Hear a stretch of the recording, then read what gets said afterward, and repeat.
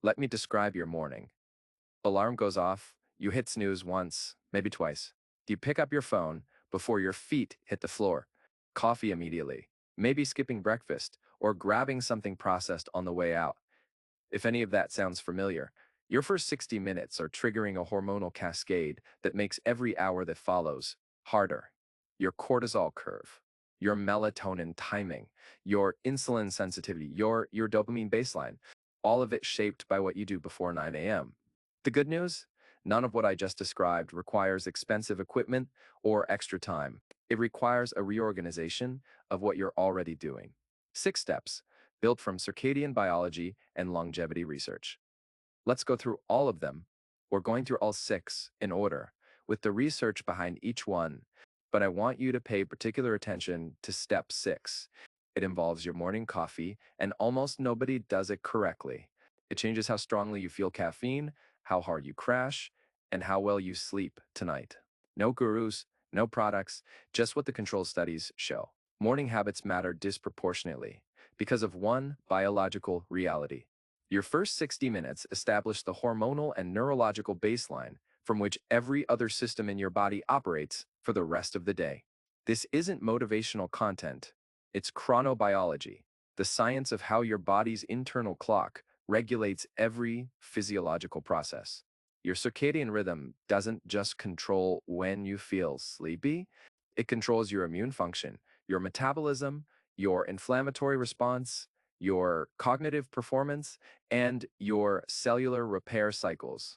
When you disrupt it in the morning with irregular wake times, immediate phone exposure, and missed light cues, you're not just having a bad morning. You're accumulating biological stress that compounds over weeks, months, and years. Here's how to stop doing that. Not get 8 hours.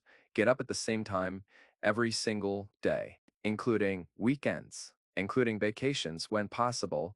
Here's why this matters more than most people realize. Variability in wake time, sleeping in 2 hours on weekends, is the physiological equivalent of mild jet lag every single week. Multiple cohort studies link wake time consistency to reduced inflammatory markers, better sleep architecture, and improved metabolic health independent of sleep duration. It's not just about when you wake up. It's about your body knowing, with precision, when to expect it. Step 2 takes 10 minutes and programs your sleep quality for tonight. Starting right now, open the curtains, step outside, or stand by a bright window. 10 to 15 minutes. That's the dose. Here's the mechanism, and this is the part most morning routine content skips. Morning light does 2 things simultaneously. First, it triggers your healthy morning cortisol peak, the cortisol you actually want, because it gives you energy, sharpness, and focus. Second, and this is the part that should stop you, it programs your melatonin release. Exactly 14 to 16 hours later.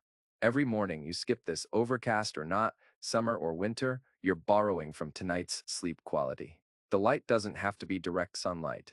It has to be outdoor light. Even through clouds, the lux levels are dramatically higher than any indoor lighting. You've fasted for 7 to 9 hours.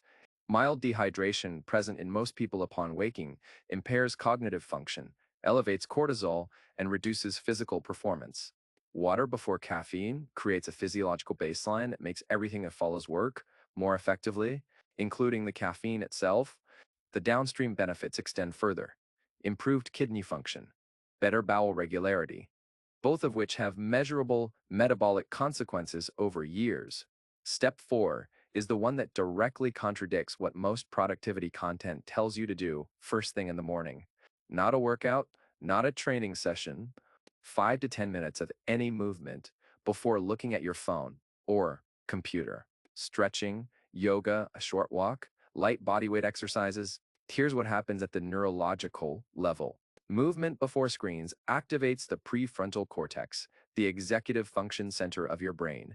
It also produces BDNF, brain-derived neurotrophic factor, a molecule that supports neuroplasticity and is being increasingly studied for its role in cognitive resilience as we age. The contrast matters. Phone first thing puts your nervous system in reactive mode, responding to external inputs before you've established your own baseline. Movement first puts you in proactive mode. You've already done something before the world started asking things of you.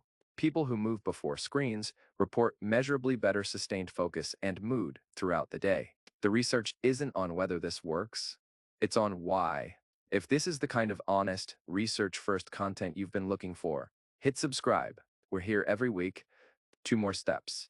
And step 6 is where most people lose the benefit of everything they've done so far.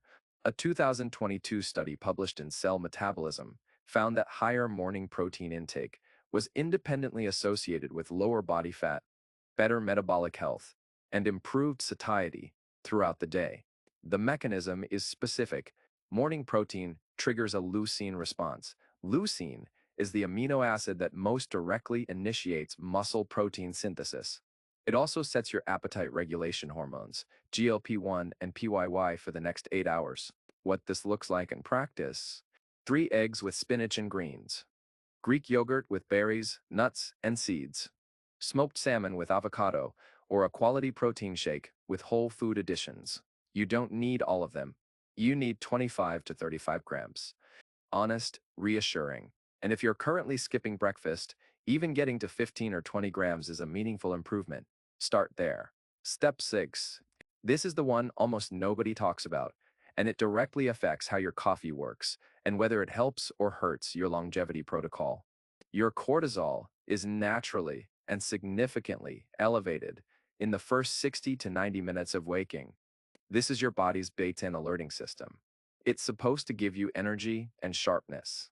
When you take caffeine during this window, you're not adding to the effect. You're competing with it. Caffeine works by blocking adenosine receptors, the receptors that signal tiredness. When cortisol is already doing that job, early caffeine builds adenosine receptor tolerance faster, means you need more caffeine over time, and creates a harder crash in the afternoon. Delay caffeine to 90 to 120 minutes after waking, after your cortisol has peaked and begun to decline. The same cup of coffee hits more effectively, you crash less, you sleep better tonight. This is one of the most evidence-supported and most underutilized morning changes in the research. It costs you nothing, it requires no new habit, just a shift in timing. Now, if 6 steps feels like a lot, here's the minimum viable morning that the research actually supports. Same wake time, every day, 2 minutes of outdoor light, or standing by a bright open window, no phone for the first 15 minutes. Those 3 habits, done consistently, will shift your cortisol curve, your melatonin timing, and your dopamine baseline in under 2 weeks. You'll feel it before you can measure it. When those feel automatic, add step 5, the protein breakfast. When that's consistent, add step 6, the delayed caffeine. The full 6-step routine requires 0 extra time. It's a reorganization of what you're already doing, not an addition to it. Week 2. You'll probably notice your energy. Week 4. You'll probably notice your sleep. Week 8.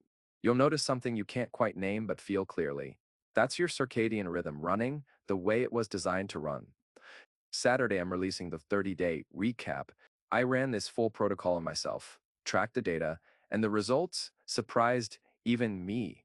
Subscribe so you don't miss it. It's the most personal video I've made for this channel. Your morning isn't just the beginning of your day. It's the signal your body uses to calibrate everything that follows. Your hormones, your metabolism, your cognitive baseline, your sleep tonight. Most of us were never taught this. We inherited morning habits from people who also weren't taught this. None of this is about discipline or willpower. It's about understanding what your biology is actually asking for and giving it that. Now, I want to hear from you. What's the first thing you do every morning after your alarm? Be honest. Drop it in the comments. I read everyone, and honest answers have shaped more than one video on this channel. See you Saturday.